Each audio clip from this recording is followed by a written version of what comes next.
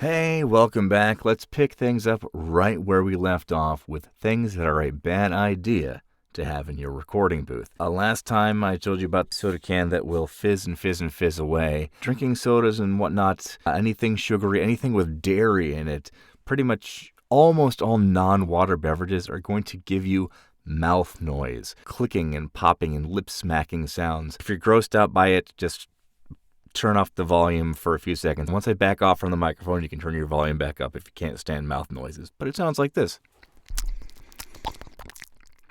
And it's super gross. I like to have cream in my coffee, so I do that first thing in the morning. And then after that, I switch to, I fill up one of these little Contigos. Not a Stanley tumbler. Turns out these insulated tumblers have existed for, I don't know, decades. And you don't need to trample anyone to get one, but I fill it up with some green tea or some herbal tea. Back to the soda can.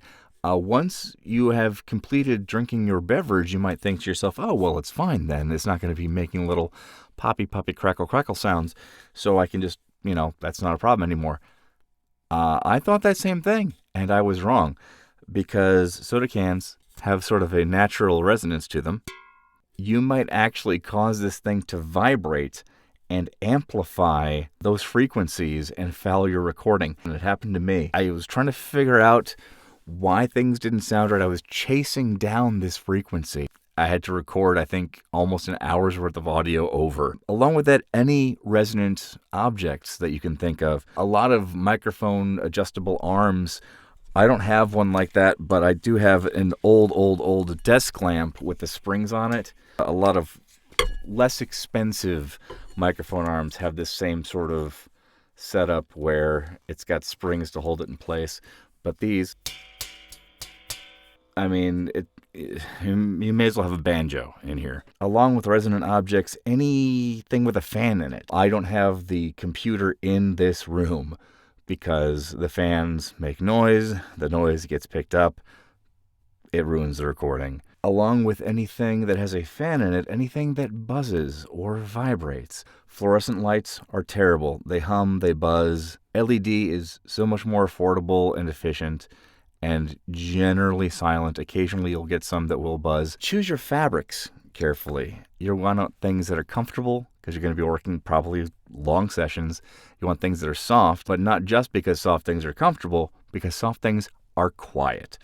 Anything sort of satiny, you can get sort of a scratchy, swishy kind of sound. Soft is your friend, not just in your clothes, but in your room surroundings in general. You don't want hard, flat surfaces. I have a mat on top of my desk.